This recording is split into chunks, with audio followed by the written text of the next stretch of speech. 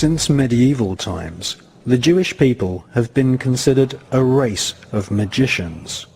The biblical rabbis used shaman-type techniques to induce altered states of consciousness.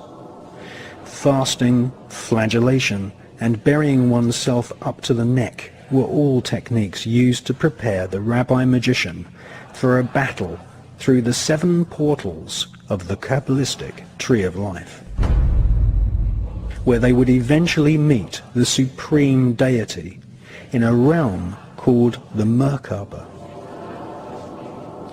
Ritual sex magic was also practiced amongst some Jewish cults.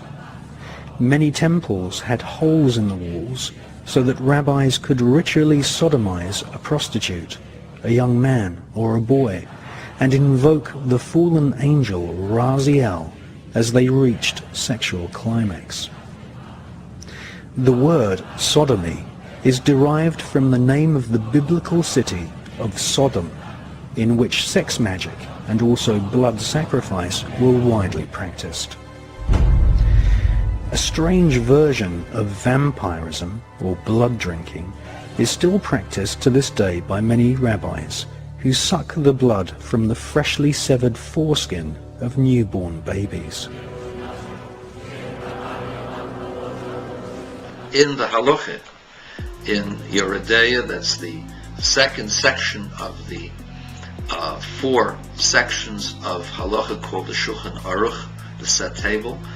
In chapter 266, halacha 3, 4, 5, and 6, he describes how the circumcision is to be done. He says after the cutting, the mohel does what is called mitzitza, and mitzitza means to suck, and it means doing so with his mouth.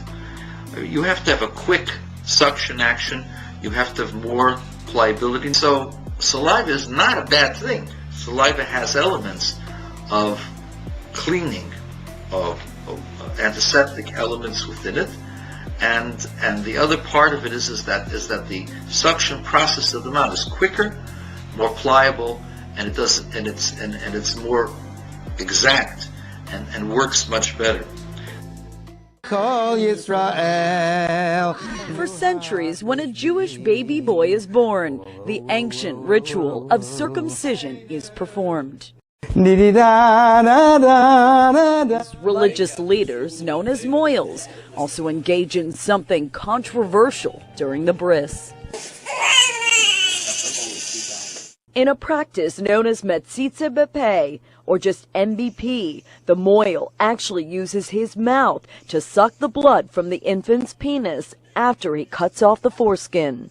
In his translation of the book called the Sefer Yetzirah, the Book of Formation, which is a basic Kabbalistic handbook that the priests had control over for hundreds, if not thousands of years. In his treatise, Rabbi Aryeh Kaplan says something incredible. The mouth and the genitalia are together with an expression of the 22 letters of the Hebrew alphabet. The genitalia and the mouth, what do they have to do? What do they represent? The mouth is also symbolic of the receiver, symbolic of the female element within the human, within the male. The Shekhinah, the divine presence, is seen as the mouth that speaks Torah. It's also seen as the receiver for all of the divine forces of energy that come from the higher levels and are expressed through the Malchut. And so creation comes from Malchut, and Malchut relates directly to the mouth that speaks truth, to the mouth that prays properly and says the words of Torah that are holy. The genitalia allows for the connection to combine, to create a living, breathing child. But it has to go through the process of the purification of the mouth with the genitalia. The idea behind it is that for a holy soul to be revealed, there has to be holy genitalia and a holy mouth.